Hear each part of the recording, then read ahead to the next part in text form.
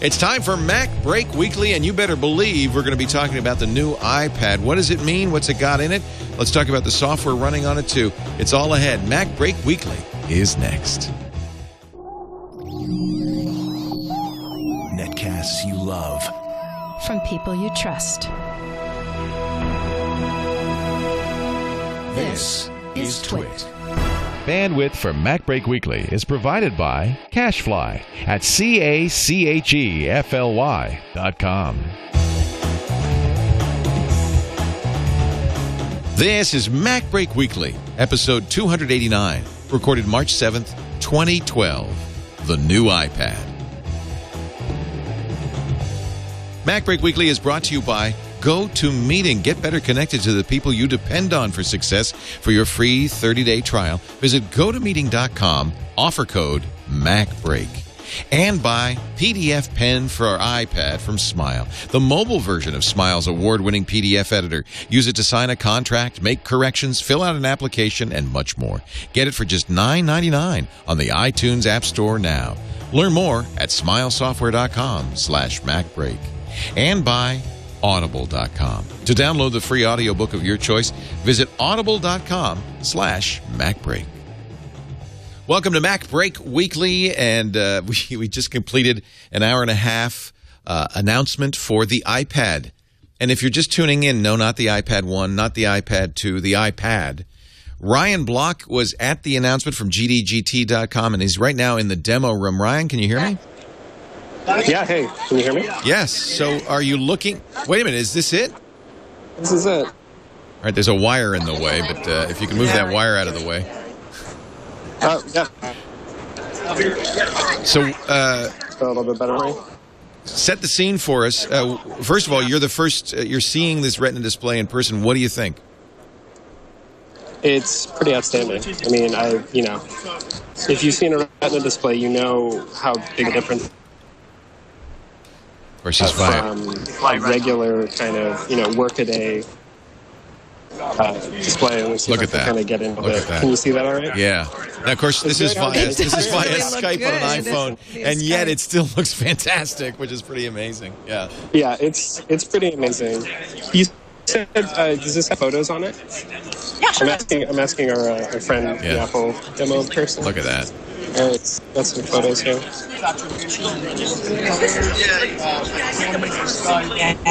can get one. There you go. It's really some detail. How do you feel about this one? Yeah, it gets really sharp. It's very nice.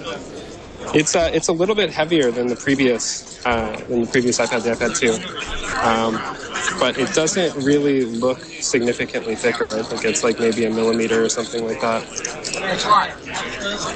And they still, I noticed, have a smart cover, so the smart cover still works just fine. We thought it would, but that confirms it. Yeah, I couldn't get a firm answer on whether the previous smart covers still work, but it really looks very similar. I can't imagine that it's a different one. So what can I show you guys? What do you want to see? It feels pretty snappy. Do they have... was that iPhoto we were looking at, the new iPhoto? That was just the Photos app. Is iPhoto on here? It sure is. Okay, page 2 again. Here we go. There's a journal. It's a photo journal, so you can buzz around, rearrange them, resize them too. Wow. Look at that. Oh, my goodness. Now, that's where you're seeing some processing power. Well, like this map, this tiny little map is just like so crisp. Yeah, there you go. You can make it larger. Wow. Double tap. There you go. Now you can... Oh, wow. It's wild. We're talking to Ryan Block of GDGT.com. He's at the demo session right now. This photo looks like actual glossy print. I mean, it doesn't look like a screen. It looks like a real photo. That's pretty crazy. Hope you can touch it. Yeah. Wow. Look at that. It's like a shoebox of photos. Yeah. Significantly faster. I mean, the instant rendering of those images as you scroll up is a really good test of a processor's capability. And it's faster, and it's sitting on top of something that's... The resolution's it's 4 times as many pixels as it used to punch. Of course, you needed that. Does it feel warm on the backside? I don't know if you can really get the... Yeah, let's look at some text. I don't know if we'll be able to pick this up, but Wow. It's like looking at a book. Wow. Oh, no, that was good. Holy camole. There's no aliasing. There's no artifacting. That's a 300. That's 100. What is it? 223 DPI. Does it feel? Andy Ihnatko asked Ryan. Does it feel warm on the back with all that work you've been doing? It's kind of warm, but it's also being manhandled by a lot of people, myself included. Right. So, yeah, I mean, I think it's going to be hard to know for sure. Right. Until we actually get one to play with. Ryan, I want to thank you so much for giving us a first look. Yeah, take a picture. Let's just take a picture. All right, well, let's make this really meta here. Hold on. Oh no! All right, here we go. Picture of the picture. Oh yeah, thank you. I love it. Right. There it is, and you saw the face recognition at work too. There, it immediately saw Ryan's face with all those other people around there. That's pretty good. Ryan Block, GDGT.com. Thank you for a first hands-on the new iPad. Thank you, Ryan. Yeah. Thanks, guys. Have a good one. Take care. Well, it's very exciting. Let's talk to our panel. We've got Andy Ihnatko joining us from the Chicago Sun-Times. He's still in Boston. Also Sarah Lane from TNT and iPad Today. And, of course, Alex Lindsay from the Pixel Core and MacBreak Weekly. MacBreak Weekly is on the air, and very interesting. The one person we haven't heard from yet, because we've been covering this since 9 a.m., is you, Andy Ihnatko. Your thoughts? Very big deal. Also, I think it's I wouldn't call it an aggressive move, but I think it's a clear move where Apple is making a very clear statement that they are establishing the iPad as a challenge to every notebook that's out there. That this is not going to be this is not designed to be an accessory to anything. That the next time that you have a few $100 in your budget for a brand new notebook computer, why are you even considering getting something that folds up like this and has a keyboard? Why aren't you considering getting an iPad? And I think that interestingly enough, they extended that challenge even to people who might be considering a MacBook as their next device. So this is setting up to be a really cool, a really cool challenge here. What is iPhoto except for the statement that why would you want to ever take a photo out of this device to put it onto a desktop for editing? iMovie, the way they expanded it for, obviously the fact they put in a 1080 HD video camera meant that they're going to be beefing up iMovie, but they beefed up iMovie to also the extent where you can do shot lists, you can do outlines, you can really organize your entire shoot before you actually start walking around with this plate of glass in front of you. Again, the message is, why would you ever want to take this video off of this iPad for editing when you've got a wonderful video editor right on board? So I got to say that I've usually been the guy who said that, oh, Mac OS has a wonderful future. It will never be diminished. It'll never be discontinued. I don't think that it's going to be discontinued, but I think that this was a shot across the bow of every person who is manufacturing notebook computers, and that would include also, oddly enough, Apple itself. Tim Cook began this presentation saying post-PC 4 or 5 times. I mean, I thought HD was going to be the big story, but I think you hit the nail on the head, Andy. They're now saying this is your device. This is it. This is your computer. It can do everything you want to do. It's a content creation device. Anybody's create content on this device. Yeah. Also, the thing was beginning when Tim Cook was now including iPhones and iPod Touches as post-PC devices. Right. To me, felt like a bit of a reach because the iPad is clearly post-PC. The handheld devices are just nicer versions of something that we've had for 5 or 10 years. But I think that I do feel like a CIA analyst who's watching like the live satellite transmission of a Politburo like announcement, say, okay, he's wearing the pin on his left pin, right, and now assistant who used to be standing next to him is now 2 people away from him. Now he's standing closer to the military governor of this. Oh, what do we get? Sarah Lane, I think this is pretty much in every respect what the rumor mill said it was going to be, with the exception of the name. It's just an iPad. I will say, I think we're all really surprised by that. Nobody predicted that it would just be iPad, the new iPad. Right. There was a lot of iPad HD didn't sound quite right. iPad 3, I thought that's what it would be, but there was enough buzz before the event that iPad 3 wasn't. That didn't make sense either. I guess it's just we had a prediction in our live coverage that just ended that maybe it's because there might be some truth to there being a smaller iPad in the future, and then you don't want iPad 3 and then iPad 3 mini. Right. You would have iPad and whatever the new version is. Right. That just makes more sense as a naming convention. Yeah. I think that's the only way to make sense of it, because otherwise it just seems it's kind of crazy. Unless you say, hey, they don't have names for their MacBook line. Well, it's confusing because they are still selling an iPad 2 for $399 for $100 less. That's the weird part. So it's that's the only part that seems confusing from a marketing point of view. Just calling it the iPad is a statement. It's saying you want an iPad, get the iPad. But when you have two of them, it's not as clear. It's a very strange... like a whole lot of Peter Gabriel albums. Also, if they stop naming iPads, are they going to stop naming iPhones? Interesting. Is there going to be an iPhone 5? Interesting.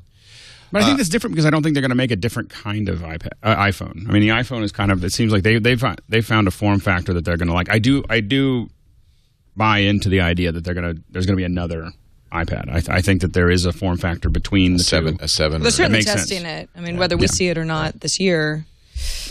All right, I want to come back and ask all of you if there was something you thought that they would announce that they did not announce. We also want to talk about the Apple TV. It's funny, they kind of skimmed right through it, and I'm not clear exactly what is new on the Apple TV. You're watching MacBreak Weekly. Sarah Lane, Andy Ihnatko, Alex Lindsay, Leo Laporte talking about, obviously, the big Apple story of this week, this month, possibly even this year. And I think you could even say perhaps the biggest and most important story in technology for at least some time to come. This is, I feel the same way about seeing this that I did about seeing the first iPad. I think this is a breakthrough in terms of it truly is now a post-PC. We could say it was a little bit of a stretch to say you could use the iPad 1 or 2 for everything. I think this is now pretty close to a post-PC world. I mean, when you look at having a Bluetooth keyboard for those people want to type, but they're adding dictation and they're right. talking about that, and that's obviously a direct assault the keyboard, against the keyboard. Well, I'm on the committee trying to decide what to buy for the high school. You know, they all got MacBooks when they matriculated for 4 years. It was a one-to-one laptop program. Many schools now do this. And Apple discontinued the white MacBook, and we were in a little bit of a crisis mode. Like, well, what do we replace it with? An Air? Is an iPad enough? I think now it's very clear the iPad is enough. This new iPad is enough. This is for these students. This is going to be their next one-to-one program. There it is on the Apple site. Apple Store has reopened for those of you who want to order, but good luck getting in. I'm trying. I will buy as many as I can. Oh, there it is. And in fact, the availability, you can pre-order now. Apparently, look at this. They say new iPad from $399. So maybe that's what they're saying. You know, that is more like the MacBook. They're not going to call it the iPad 2. Right. It's the iPad from $399. Just like the MacBook Pro, you get a low-end one or a high-end one. Got it. That makes sense. All right, I think we've parsed that enough. We're going to come back with more. I'm going to be ordering an iPad while I do this commercial, so I hope I don't sound too distracted. This portion of the show brought to you by the way, GoToMeeting works great on an iPad. GoToMeeting is the way to have meetings going forward. It's a simple online meeting service. They've always had great screen sharing, and now they have HD video conferencing, which means you can see the people you're meeting with. You can see your clients, your colleagues. You can get more done faster. I just think this is a great way to, business is about personal relationships, but we're all distributed around the world these days. What a great way to make it much more personal with the HD faces from Citrix. See attendees eye to eye. You build trust, build confidence. Great for product reviews, demos. We just used it to look at the new website for the Tech Guy Labs website a couple of days ago. Product reviews, demos, sales presentations, training. We use it for our weekly status meetings. You could try it free right now. 30 days of unlimited use, as many meetings as you want, as long as you want, for 30 whole days. Visit GoToMeeting.com. Use the offer code MacBreak. Yes, it works on the iPad. It works on I think they've got iPhone as well for this, and of course on your Mac and your PC. It's really exciting. And I would love, now that we've got this great HD camera and the capability on the iPad, I bet you Citrix updates that GoToMeeting to support. That'll be sharp. Because right now you have to have a Mac or a PC to have the video. Mm-hmm. Wow, wouldn't that be cool? Yeah. GoToMeeting.com. Use the offer code MacBreak. We thank you for the support. Do you like this? Can you get the shot of all the Macs here? We've got the original, the classic, the SE30 and a 25 year anniversary Mac. I think the shell, at least for my 2E, is at home at my parents' the Apple house. IIe? Just bring the shell. We don't need the... These are all working, I think. And there's also a Newton or two stuck in an iPod, original iPod stuck in. So we've decided to dress the set with all the... but I think this is all obsolete. And yes, those are obsolete. Just now, you're wondering. Don't get crazy. I know I'm telling you, everything what up there. What can't they do? Obsolete. All right, pre-order the stunning Retina display, 5-megapixel, ultra-fast 4GE, starting. Order now for delivery March 16th. Limited quantities. Okay, let's see if we can get one. Should we try this? I still can't get in. I can't get in either. It's really slow. I can't believe you did. Well, I'm only here. I think the question is, how many can Apple actually sell? The rumors were strong that they were making these in November of last year.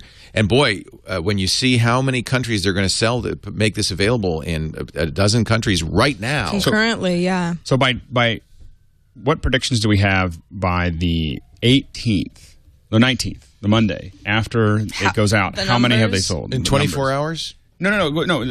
Including pre-orders for a week. By the 20th or 19th 15 or 20th. million. 15 million? I'm going to say 20. They did 8, didn't they, in that last time? For iPad 2? For the first week, I think they did 8. I may be wrong. Chat room, correct me. Let's find out. There'll be 2. By the way, you're absolutely right. AEIOU says in our chat room, they're going to have 2 for every country. 2 for England, 2 for Hong Kong, 2 for Canada. That's how we do it. And then the rest go to So by the 19th, let's say, I'm going to say 19.5 million. 19.5 million. I say 15. Andy, do you want to weigh in on this little wager? Oh, he said they did 15.5 million iPads the last quarter alone. Right. This is a brand new thing that people have been holding out for. I'm gonna say more than 9, less than 10. Okay. So Andy's on the low end, 9 to 10. I'm 15. You're almost 19.5. But by the 20th. Do you want to get in on this? Yeah, we're talking the first so after pre-orders. After the pre-order and after the first weekend of sales. Okay. The Monday following the weekend. Right. What's our high? 19.5. 19.5? She's going to do 19.6, isn't she? It's like the Price is Right. Exactly. I think 20 is high, but I'll say 20. Why not? Given that they sold, remember, 15 million in 3 months in the last quarter. Took them 5 million a month. Yeah, even knowing that obviously there'd be a refresh on the I think the question is whether they actually made that many, by now. Yeah. Well, what is the profit margin on these? Do we know? A lot. Is it a lot? Yeah, I think it's... they could sell it for less? I think it's $120, I think the last stat I saw. So when you might be a little less for this one if they... That would say something about why they're selling the original, or the iPad 2 for $399. That would be still a $50... or $20. Also, about this morning about whether Apple would consider having one iPad but dropping the price on it and taking a slightly lower margin on it. Right. I really did think that it was going to be no. They'd much rather. I think philosophically, they'd much rather protect their high margins and then drop a price on a previous product that doesn't seem quite so much of a value add. Andy, was there anything that you were hoping to see in this announcement that you did not see? Not really. There was. This seems to be the year that everyone's complaining that people pretty much knew what was going to be announced beforehand, glossing over the fact that but what's been announced is really, really cool. I mean, you get a double resolution display that's better than the display I've got on my MacBook here, or in terms of actual screen acreage. They were a little bit fluffy on the details of the CPU and how fast it worked overall. That's going to be interesting to test out. It's going to be interesting to get some real-world tests on the battery. I don't think anybody was doubting that they would make sure that whatever they did with the screen, whatever they did with the radio, it wouldn't affect battery life. And they're sticking to 10 hours of overall battery life, 9 hours for using mobile broadband. So, no, there's nothing to be disappointed with. The iPhoto was a nice surprise. The updates to iMovie, also a very nice surprise. So I can't. I've been alternatively over the past hour and a half asking iTunes, why are you lying to me and saying that there's no iOS 5? Are you lying to me and saying there's no iPhone app? I've been just told by the big man that they're there. Because I think iPhoto is going to be an interesting arrival, given that there's so many really good photo editing apps that are already in the App Store. So this is Apple. It really does seem as though they're saying that none of the other apps there can hold a candle to what a truly native-born iPad app that's designed to do everything that anybody could ever want to do, and not ever thinking that you're going to be exporting photos to Photoshop Elements or even desktop iPhoto. That's a really cool statement that they're making. I can't wait to see what the next. It makes you wonder what the next iteration of the iWork apps are going to be, because we haven't had a really major update of those in quite a while. Either of you are surprised by anything that? I thought we'd hear about Siri. Yeah, they didn't. It was a little confusing at first. They started talking about voice dictation. Which is still using Siri. It's like a Siri Lite, so you're not using it for everything. It's not nuance. No, I believe you're still uploading. Side, it's still server side. Server side. So it's still going to put some pressure on it, but not as much. I think that the problem right now is I know that I still have problems where because I use Siri pretty heavily. I find it frustrating because I'll dictate a few sentences and then it just comes back with nothing. Right. And that happens way too much for me. And in fact, I've stopped using it because it's just not reliable enough. I'm sure that's why Apple didn't put Siri on this new iPad, because there's just no way they could support it. But I'd like this. Talking is the new typing, and I think you hit the nail on the head, Alex, when you said this is how they get around the keyboard. This is how they get around the keyboard, and when you're talking about schools, I really think when I look at my younger kids who are 2 and 4, I don't think they're going to know how to type. Yeah, like I don't think. I think by the time that they turn 10, when that becomes something that people start talking about, and I don't think they'll write very well either. I think that, cursive is already. I can't. What old people do.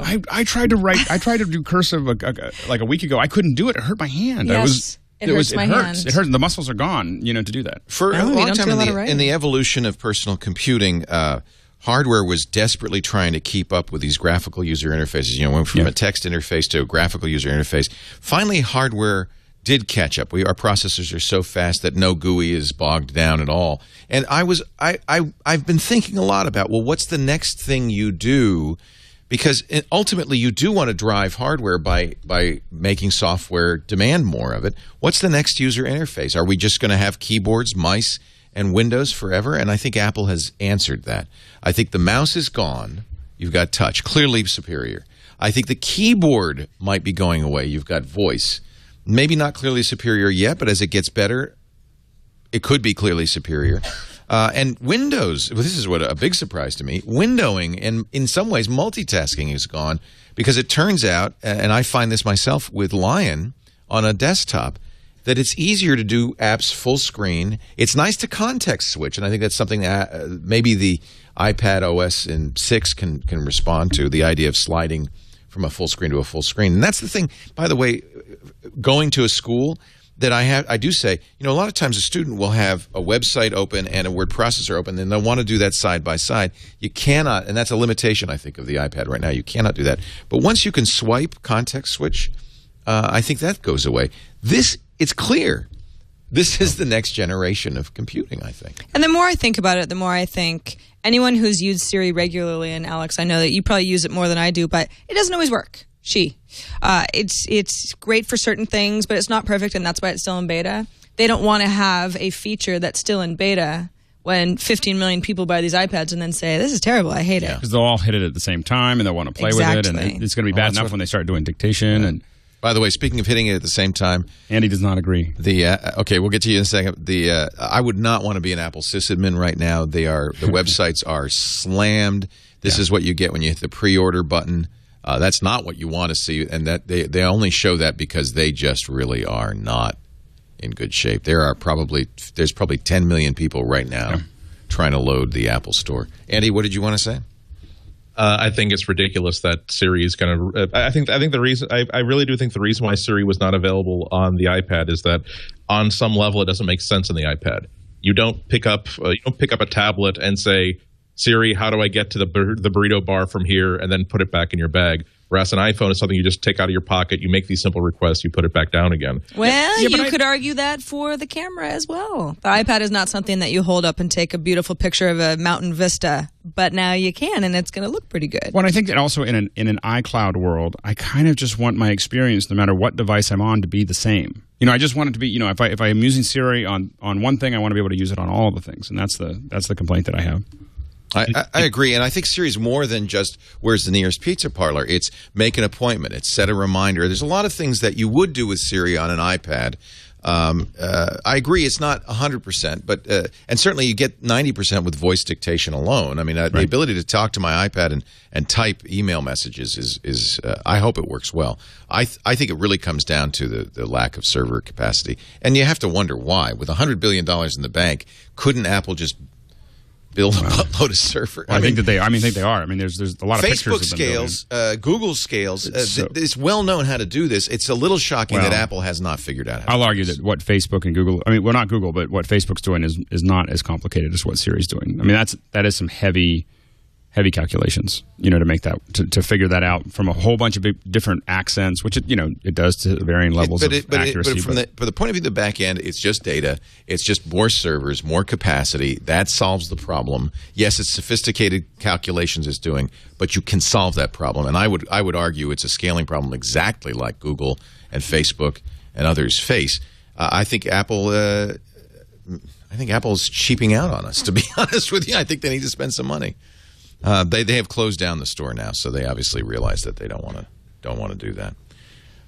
Which LTE network to choose? I'm grandfathered into unlimited data on AT&T. It would be hard to give that up. This is a question in general. Should you go for a 3G, 4G for $129 more, or just Wi-Fi? And I think that it really is a use case. I mean, if you spend a lot of time at the airport, maybe. Can't you get Wi-Fi everywhere you want? No, I have to admit, my experience, I have one iPad. I got the very first iPad, and the Wi-Fi only. And I have to say the experience without 3G is a completely different computer, because it's not just whether there's Wi-Fi at the airport or not. It's whether the Wi-Fi will work and whether you have to log in and whether your SMTP is going to, there's all these things that work or don't work. And it's just, I find half the time I'm at an airport or half the time I'm somewhere where I have access and I just turn the Wi-Fi off. I'm like, stop. I just want to use my 3G because I want it to work. That would be like someone saying, whoever needs a MiFi? I never need it because Wi-Fi is always available. It just doesn't work that way. No, but you do have, in effect, a MiFi if you have a smartphone with hotspotting. I think I'm going to buy the Wi-Fi, and we'll see. But I don't. In the past, I have the 3G. I don't think people want that extra bill. I think most people do have the capability to hotspot with their phone. Right. I suspect that this. Well, we'll see. I don't. I'm much more interested in the Wi-Fi version. The other issue, of course, as you said, is where is LTE best, and that's going to depend a lot where you live. But AT&T has LTE in just a handful of cities. Verizon's over 150 cities. So if it's LTE you want, and you travel a lot, Verizon's an easy winner on that one. And I don't know, but I think that the capability is roughly the same, isn't it? Speed-wise, it's 80. What did he say? 80 megabits. It's fast. It's amazing. Well, that's the theoretical speed, right? Yeah. Yeah, I mean, the big deal is that there's so many radios in this thing. No matter what standard you've got on whatever tower you're connecting to, it'll probably find the fastest speed imaginable. Yeah, yeah.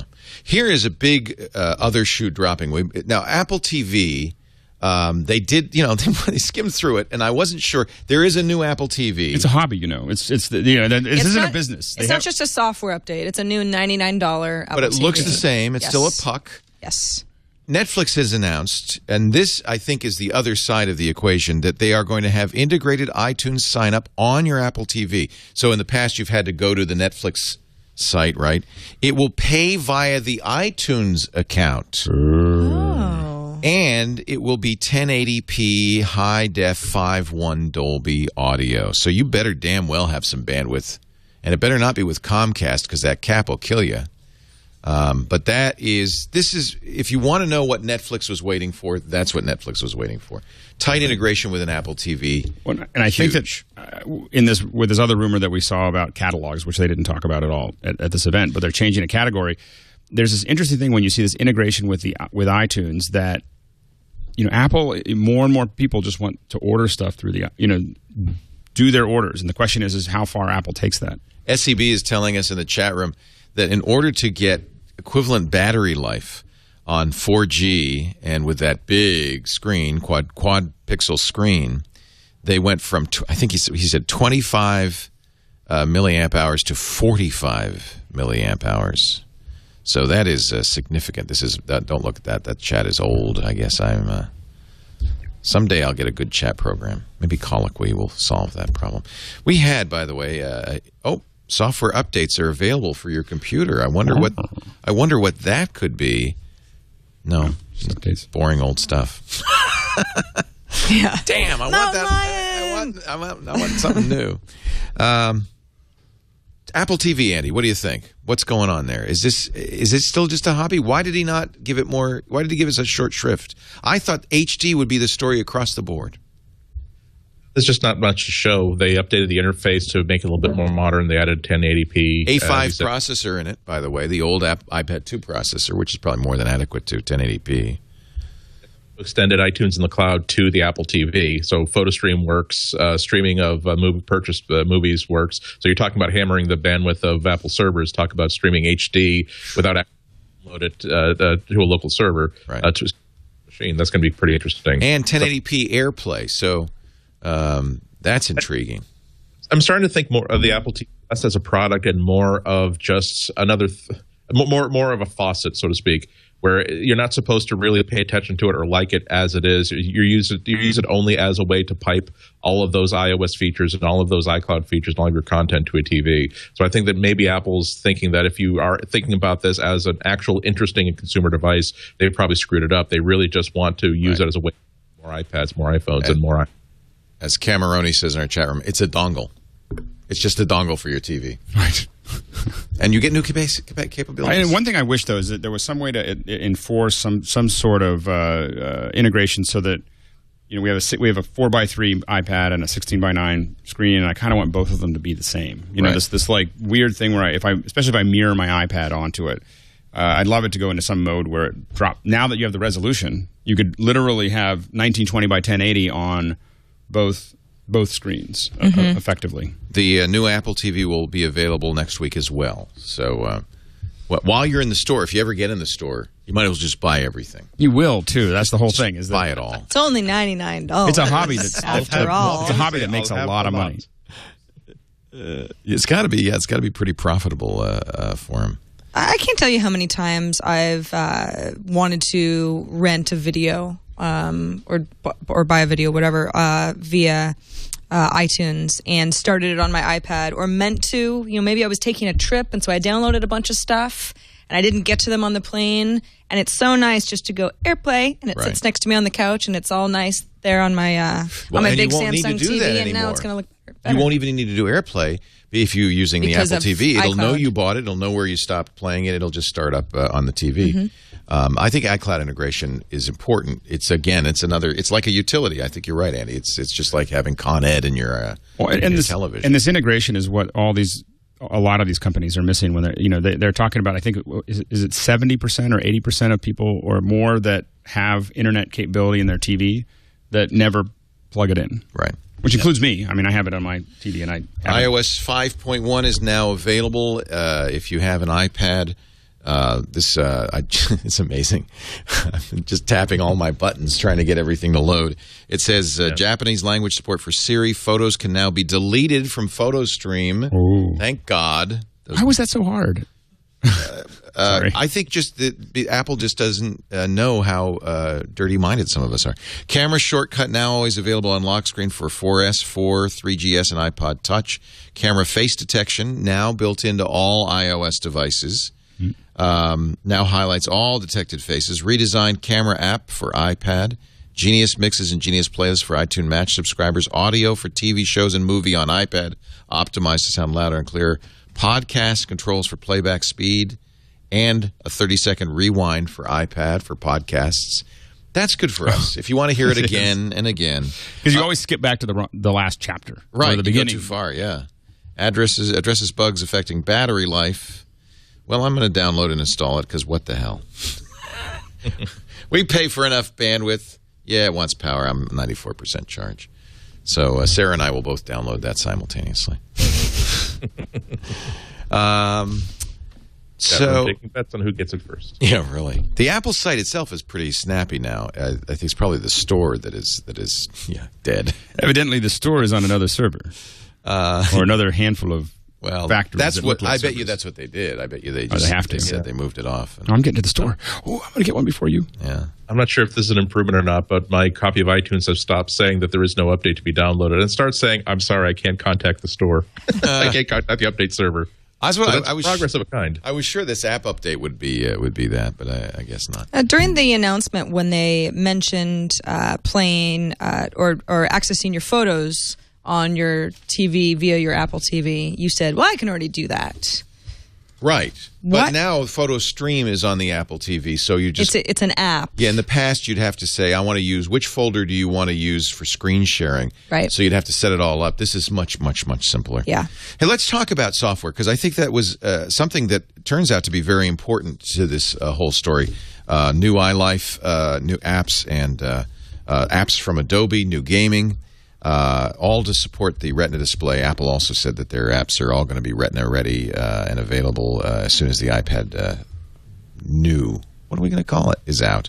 Let's take a break, though. While we're doing that, I want to say hello to our friends from Smile. I bet Smile's smiling right now. They make that great PDF pen app, not only for the Mac, but they also make it for the iPad. And I'm sure that Smile has been working on double res and everything. This is so great. In fact, you won't have to work too hard because, of course, PDFs now are going to look spectacular. So when you get a PDF, very often you want to make corrections, fill out forms if it's a form PDF. If it's a fax that you have to sign, you want to put your signature on there. PDF Pen, I immediately bought it for the iPad, just $10 on the App Store, and it's so useful. You can edit PDFs on your iPad.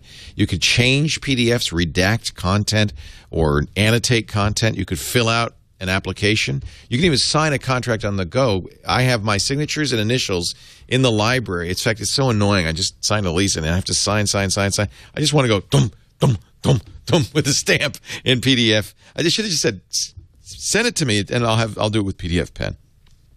The iPad app now allows you to add text and images and signatures, make changes, fix typos, resize and delete images, markup documents, and once you're done, you can retrieve and save PDFs directly with Dropbox, Evernote, and Google Docs. Isn't that nice to have all of the above? It is a fantastic app. I use it all the time. Such a great job. Because this is the thing, I get all these contracts for loaners and stuff like that I have to sign and send back, and usually I just wouldn't send them back, and I wouldn't sort things out because I have to deal with this. I have to print it out. I have to figure out how to do this, and it's just really has taken so much stress off. Smile software they developed for Apple only. That's all they've ever done. They love Apple, and they do great software. And $9.99. $9.99 is a great price. Smilesoftware.com/MacBreak. If you want to learn more, just go to the App Store and download PDF Pen for the iPad. Finally getting some movies from the Apple site. They're showing off. I think the thing that they really do just want to show off is this Retina display. And I don't think any movie is going to give you a sense of how good this can look. I'll go full screen on it. Maybe that'll look better.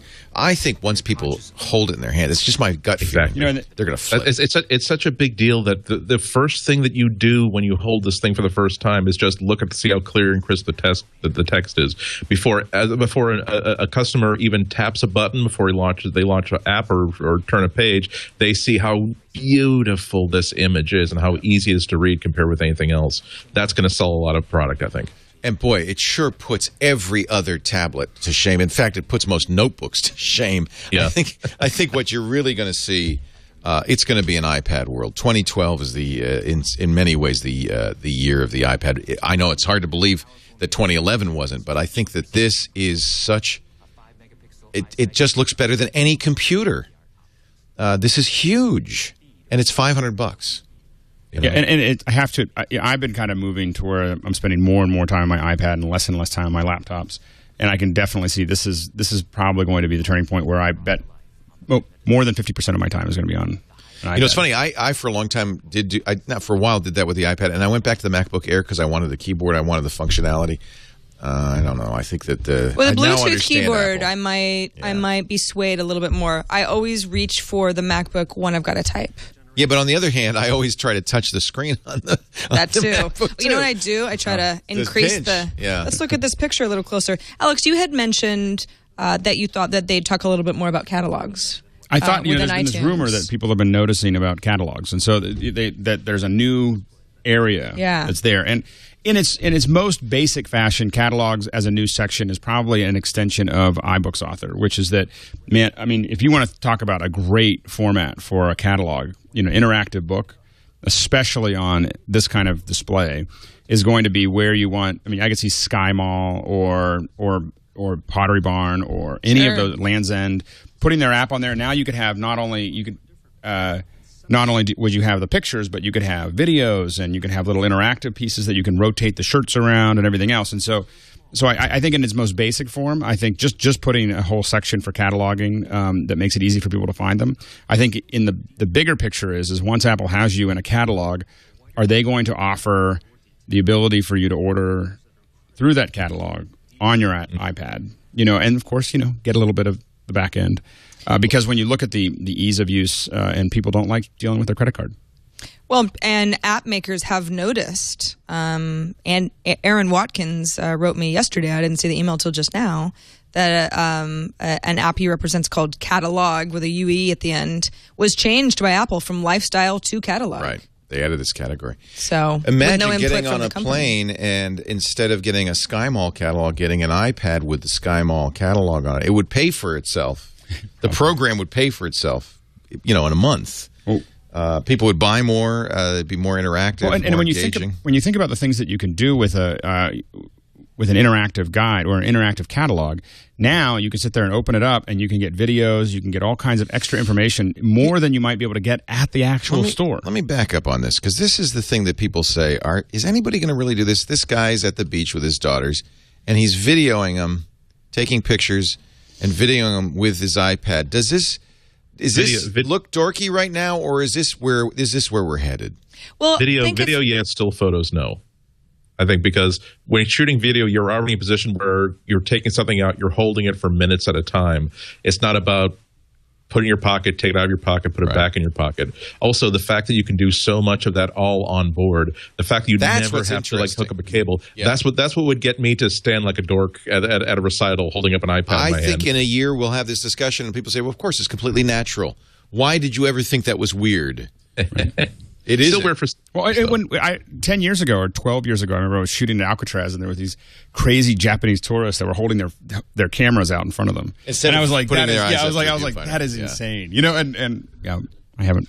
Well, and if you think about, hey, a family goes to the beach, you got to pack up a bunch of stuff. Yeah. Your iPad is your camera, your video camera, and all of the books that you want to read. You have to be under the umbrella, I guess, to be able to read them on the iPad. But it's all in one. Let's back up here, because I want to talk a little bit about iPhoto. They're demonstrating iPhoto here. This is a new app on the iPad. They've always had photos, but that was only a gallery. This really also changes the iPad considerably. You can now create we saw earlier in the show Ryan Block playing with a journal, which I hadn't really even seen much of. That's very impressive. Yeah. What did he just do? Let's go back a little bit. Okay. Alex Lindsay has to explain what we're seeing. Okay. Okay, he's got three images. Okay, he picks that version. No, he'll go to another one. He'll do something now worse. He's get rid of it. He's favored at that. Oh, I want to make the sky bluer. Wait a minute. Yeah. Holy. Now, they spent some time on this. We weren't in the presentation, but they spent some time on this, that they have these color swatches. Wow. This is what Adobe's Photoshop Touch does. It just doesn't feel like an iPad app, and it's not taking advantage of the contextual information. And I think that it's actually figuring out that was a sky, and that's what you'd want to do with it. Now, this is the journal. Go ahead. I do think this is partly a message, because Adobe created a multi-platform version of Photoshop, and like you said, Alex, it doesn't really feel like an iOS app.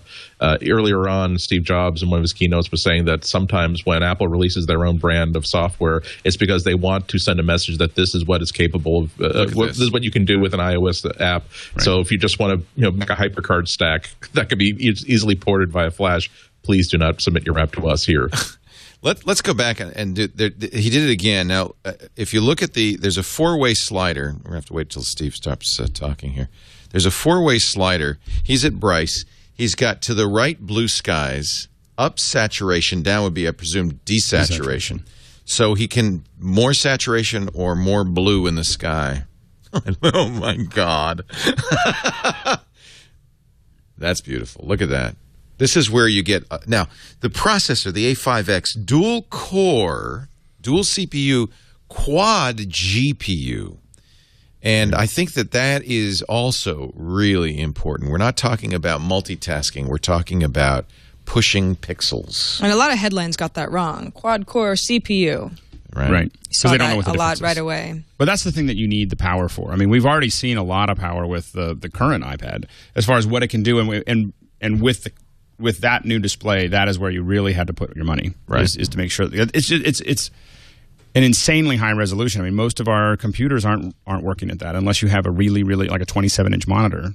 You're not going into that. Also looks like Apple App Advice has noted that they have now bumped up the maximum over 3G or LTE to 50 megabytes from 20. Now, if for both Verizon and IT.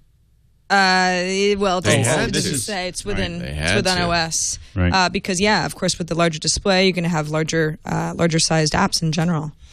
Finally, now that the Apple site is up, we can see more about the Apple TV as well. iTunes Movies, Netflix, YouTube, Vimeo. Those are all there MLB, before, I think. These are all here before. It's just that it's a different interface. This is the new. I've seen that. That's not new, right? Yeah, that's new. Is that new? It's cleaned up. The interface is new, yeah.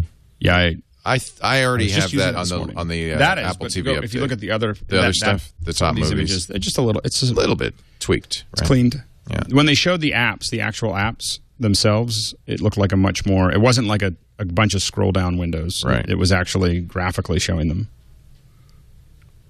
Play your content from Mac or PC on the big screen. They recently updated this Netflix app, and this is the newer Netflix app. But the idea that you use iTunes to pay for it is very interesting. That's a good move for Netflix, isn't it? And it also says Apple doesn't want to be in that business. Let Netflix do this, right? Well, and I think that the Apple TV, I think it was a good move for Apple to make sure that Netflix was on it, because that has been what made the Apple TV a valuable asset for me, because I'm able to have a subscription and have all the stuff. So Apple didn't get into the subscription business, but they let you have in a subscription business. I think that what I'd love to see is Spotify on the Apple TV. I think I will probably buy MLB TV. I mean, I'll do it just to see it. Well, I bought it last year on, I think it was on Netflix, and the idea is you pay, I can't remember what it is, $250, and you get every game from both points of view, the home and away team, in audio and video. Are you going to buy that, Colin? You want to watch your Phillies games, right? For the homers, the home TV broadcast. Yeah, I think this is pretty amazing.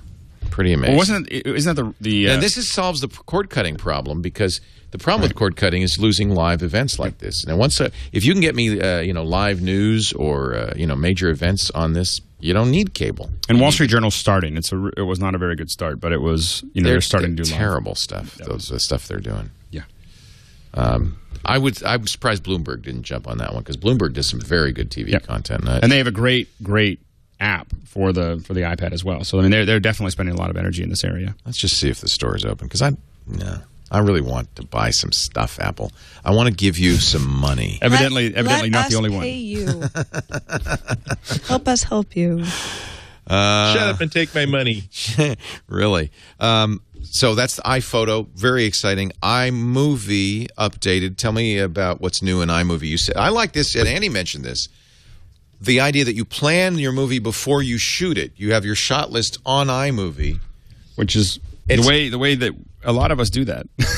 But amateurs don't. Yeah, exactly. Yeah. So, and you don't have it on the camera while you're out there. Well, in a lot of ways, one of the things to think about, I think that filmmakers are going to use this for is, and we already do this with the iPhone and not as much with the iPad, though, is that you go to a scene. If you look at Robert Rodriguez has a great 10-minute film school at the beginning of one of his movies, and he shows himself taking a video camera. At that time, it was like a VX1000 or whatever, or 2000, and shooting all the scenes. And so imagine walking into a set that or a location and shooting a whole bunch of scenes with a handful of stand-ins, and then editing it all together while you're still there to make a decision about whether that's what you want to use in the film. Or this is how I'd want to do it. And so I think from just the filmmaking perspective, it's exciting. Obviously, it's very exciting if you want to put together your own stuff. I can definitely see a huge push for those short 48-hour film festivals with your iPad. Where the whole thing is just built on it. You get to go in there with an iPad and come out with a movie. I'd be tempted. I would be tempted to, if I had a 40-hour film festival, I'd be tempted to do it in the iPad, because what you could do is simply you plan the whole thing out and you shoot the scene over and over again, editing it in while you're standing there, and then go, okay, we got it, and then you walk away. You got to get a 64 gig.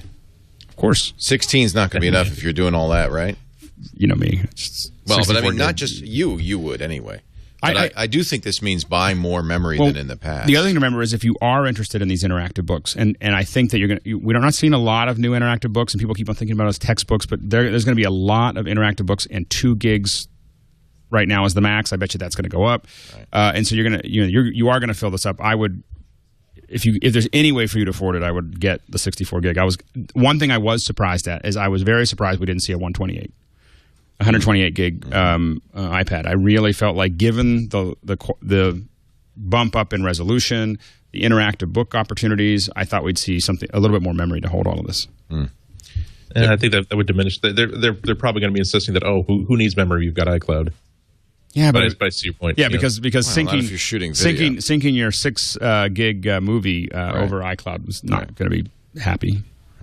Well, it's encouraging that Ryan Block, when he was holding the iPad, said, "Yeah, I mean it's a little heavier, but it's not so much thicker, considering that people expected it to be." I hope some of my cases will still work.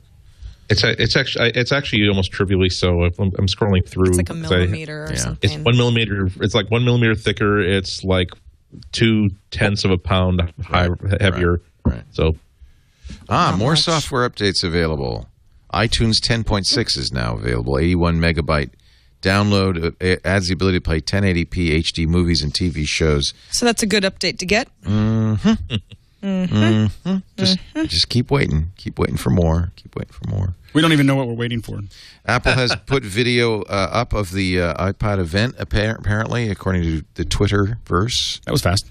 That was very fast. Yeah, it's right on the... makes you wonder why they don't just stream the damn thing. Because then they wouldn't have everybody there blogging, and that's the part of it. We asked each other that before our live coverage started, and it's like it does help create the frenzy. Yeah, it absolutely does. I mean, by putting everybody on even footing and making them all compete to get the news out first, it's well designed. They're manipulating us, we know. All right, here's your question of the day. If you were going to buy an iPad and you saw in the store an iPad and an iPad 2, which one is newer? Right. Are you talking about... Yeah. Yeah. What are they going to do?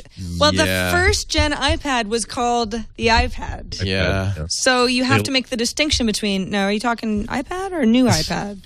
Or iPad 2? How long will it be the new iPad? People. Say again? I'm saying a lot of people on eBay are going to be defrauding a lot of people. Yeah. Oh, yeah.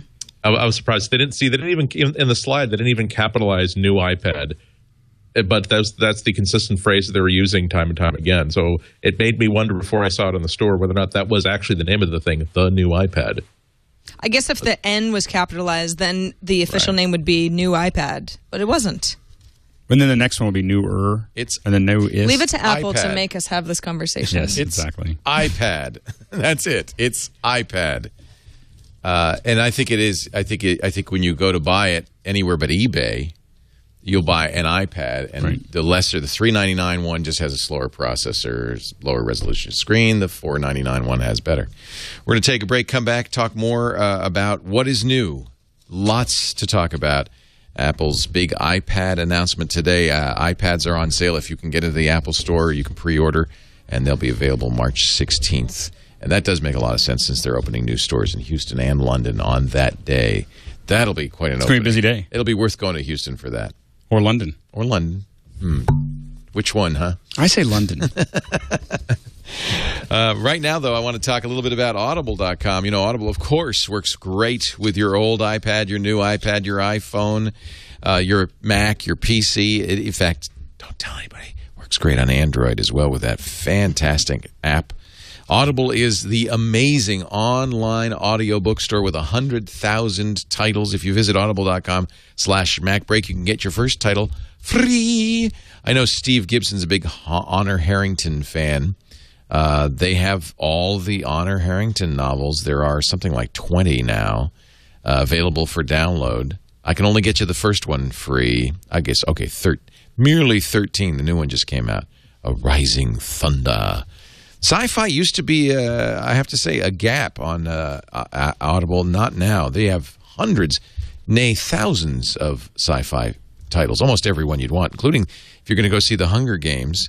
I think this is a young adult book, though, isn't it? It's not a, but it is available. Well, you could say that about Harry Potter, too, and adults love it. Yeah. I haven't read it, but I'm looking forward to reading it. I always like to read the books before the movie comes out. What are you reading these days, Andy? Actually, I'm a little bit backlogged because there's been too much news. Yeah. I've had someone recommended me an interesting book with the most interesting sort of recommendation. It's called, I scroll it back up here. It's called The Jesuit Guide to Almost Everything: A Spirituality for Real Life. Wow. And he's saying, you'll find about 40% of this really cool, 20% of it interesting. You will disagree with about 25% of it, and those 15% I can't classify.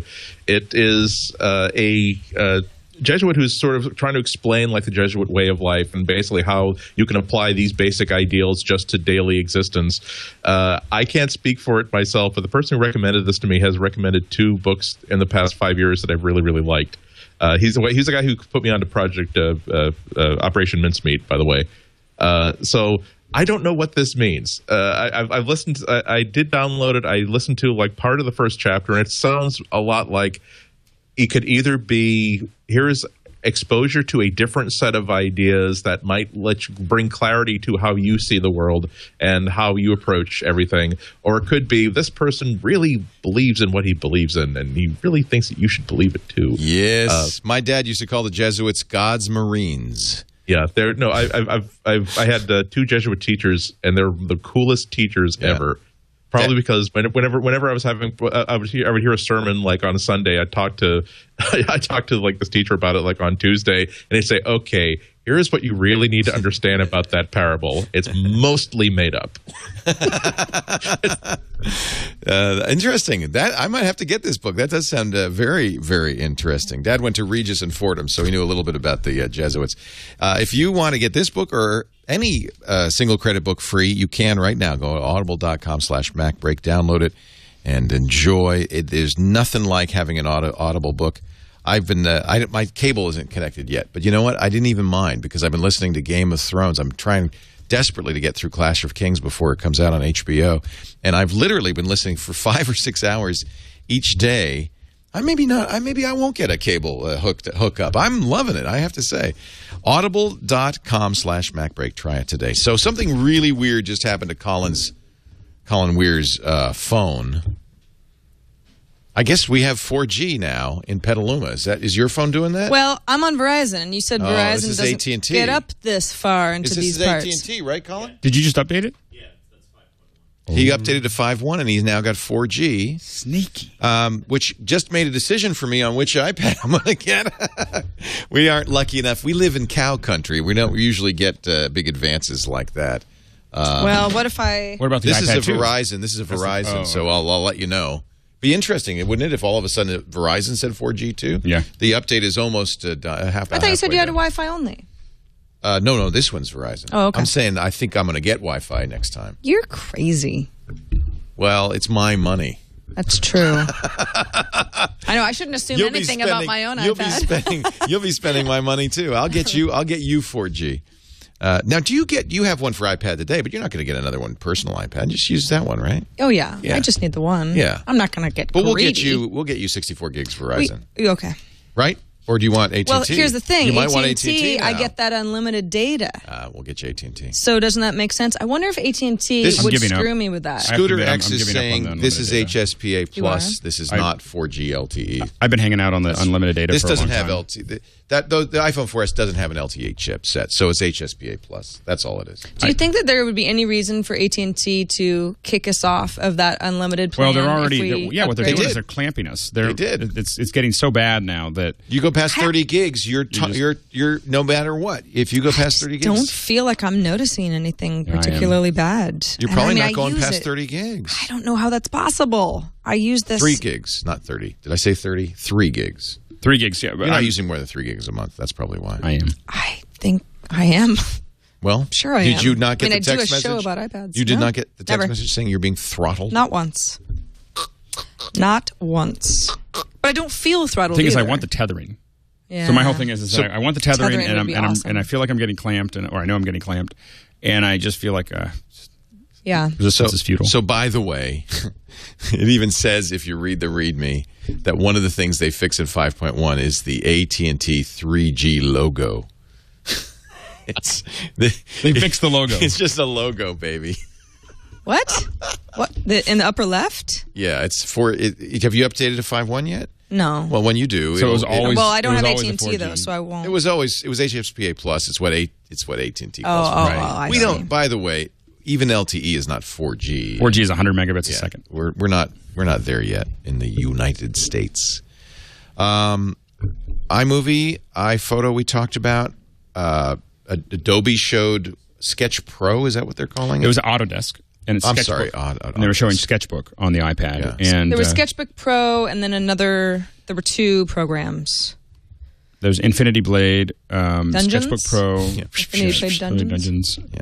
But the all coming in April. And then there's a rumor. There was a rumor that someone's got a pen now that kind of pays attention to how hard you're pushing, that can kind of work with some of this stuff. So we'll see if that. Oh, that's cool. Well, no, I've seen that before, and it really is. It's the pen though that's figuring it out. Yeah. So what happens is you push in, and the pen's figuring that out, and then sending that back to the iPad, and through what, Bluetooth? That's the rumor. So oh, okay. Because we've seen this before with pens, that the more surface area you smush, that's not as good. You smush it harder. No. Interesting sidelight. Walter Isaacson, the author of the Steve Jobs biography, was doing an interview on TV Cultura's Roda Viva in Brazil. I don't know why no one asked him this before. The host, Caio Tulio Costa, asked him, Walter, you said you'd write an addition to Steve Jobs' bio, so what's missing? And Isaacson said, he says, I left a few things out of the book, one of them being details of what Steve thought the next Apple TV should be. He says he left it out of the book because Apple hadn't yet done it, and I thought that maybe that was unfair to Apple before they produced the TV, reporting what Steve thought it should be. Interesting. But does he say anything more? No. The Apple TV announcement was totally expected. Not particularly exciting. They just kind of breezed right up. through it. Yeah. They were just like, that okay, was the first we did thing it. we talked about. Faster processor. That's about it. Mm-hmm. Got 1080p. Mm-hmm. Made the interface look a little more pretty. Store is apparently back up in some jurisdictions, not mine. Not mine. It's kind of hard to imagine, though, a feature that they could add to the Apple TV that wasn't simply, you see this feature that we have in iCloud and iTunes? Well, now it's available. We're extending it to the Apple TV. Right. Siri, even Siri. I mean, it seems as though the whole point is just to be the siphon that takes cool features from the desktop and the mobile. The people right. who have been able to get in the store. I am too, have said that you can order two. What should we do? Order two. I'll order two. You order two. All right. Oh no, don't you don't. You have to use my credit card. We'll get somebody over there to order two. I could just invoice you. Invoice me, baby. What else can we talk about? Have we hit every possible topic? Here's an interesting one that is, again, not with the iPad announcement, but I thought very interesting. According to sources speaking to the Dow Jones Newswire, Apple has offered to license its smartphone-related patents to Android makers. We won't sue you, Samsung, Motorola, HTC. All you have to do is pay us $15 a handset. There's a rumor Microsoft gets $5 to $10 per Android handset. $15 is a little high, but if you're HTC, Motorola, and Samsung, all of whom are in court right now, and continuing to fall behind. That's the thing, is that would you sign it or not? Would you do it? That's a lot. That's a lot. It's 50% more than Microsoft's asking. By the way, 70% of Android handset makers have taken Microsoft's offer. So $10 is probably the right amount. It's a good business plan, by the way. You don't need to actually do an operating system. Why make anything? Yeah, exactly. Just sue. So that's good. You saw the 25th billionth download. I guess that's a story. I think I got a new computer. I think there's nothing more to say. I think we're done. Is there anything more to say, Andy Ihnatko? Last words. Nope. I was scrolling through to see if there was anything else there. You've already written a 2,000-word article. I've already. That's my problem today. I was already way talked out about this subject before you sat down behind the microphone. But you had time to formulate your thoughts. And that was a good thing too. Yeah. It's interesting. I've got this week. I'm also going to be reviewing finally the Asus Transformer Prime Android tablet, which I kind of like, and I see why it should exist. But man, is it ever been more clear that just when all those Android tablet makers have started to get their act together, they can make a successful, interesting tablet, but the tablet that they're making is the same iPad finally that Apple introduced 2 years ago. And now Apple really, with the iPad Nouvelle, has taken another jump forward. So now they're right back in the back horse position. And now they have to deal with a $399 iPad 2 that they had problems with competing with at $499 last year. So I honestly don't know what the Android market is going to do to finally produce a convincing 10-inch tablet that makes sense to a large swath of people. I'm absolutely about, and I'm not saying that as an insult towards Android. I'm saying that I've looked at this. I've talked to manufacturers. I've talked to people who sell these sort of things, and I just can't see an aspect of the tablet business where Android can really have a future in. Whatever Apple has not snapped up, it looks like Microsoft is in the position to say we're going to go after all the people for whom an iPad still doesn't make any sense. I don't know. Do you think Microsoft with Windows 8 will have a credible reply? I agree with you. Android is in the dust. I think so, definitely, because I'm not saying that they will definitely win. I'm saying that this is the first real test. Apple has produced an iPad that everybody wants, but it's a tablet that really lives without much competition. What Microsoft might be able to do this time next year is have a one device that gives all the practical benefits of a tablet and also gives you all the practical benefits of a desktop operating system. Because as much as I love the iPad, as much as I rely on it, anytime that I'm in anything could really be called a project, the iPad is not my go-to device. I can write a column on it, but I really can't search and write a column on it. It looks kind of silly, but I truly do have to have my iPhone connected to Safari, like on a little easel next to it. And that's my second screen for a second app running. So what's most interesting is not the marketplace aspect of it, but just the idea that we're going to see the entire world, starting with the United States of America, these users are going to vote on what they really, really want. If you give them a $699 computer that will run a really good, slick, truly well-designed mobile multi-touch operating system, but also can run multi-windowed apps like the conventional stuff that that the rest of the world uses, would they prefer to have that device instead of an iPad and something else, or are they even capable of doing just an iPad for all their usage? So. I think Microsoft is the first real challenge come across in the next year or two. Final thoughts, Sarah Lane? Can't wait to get one. Wish the store was working a little bit better. They've replaced the error message now with just a big oops. It's probably the most trivial thing to worry about, but what do I do? White or black? Got the white now. I love it. Matches my phone. I was going to ask you, because when you bought the white last year at Austin, you weren't sure. I wasn't sure. It looked like it was maybe a little smaller, just kind of optically. It felt smaller than the black, so I bought the black. I've gotten really used to the white. I really like the way it looks. I think you should buy the black, and I'm going to buy the white. You think so? Sure, why just not? Let's go Freaky Friday on this version of iPad. I'm with you. Okay. Well, I'm going to buy the white just because I want to distinguish it from the otherwise completely identical iPad 2. Right. Oh, wait a minute. That's I can tell it's difference. 0.02 ounces heavier. That must be the iPad new. Tim Cook, did he? No, but we haven't seen the video yet, but it seemed like he did a credible job. Nobody was complaining about him on stage. Let's watch a little bit of him just to see how he feels.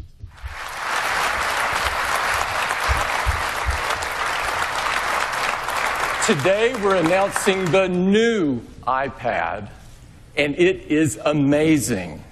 We've taken it to a whole new level, and we are redefining the category that Apple created with the original iPad. I have to say, in some ways, he almost feels like he's channeling Steve Jobs. Totally. Over the most fundamental features of and the he's design certainly of the much box, better than he was in his first stage appearances. Yes. while retaining everything that millions of people have grown to love about it.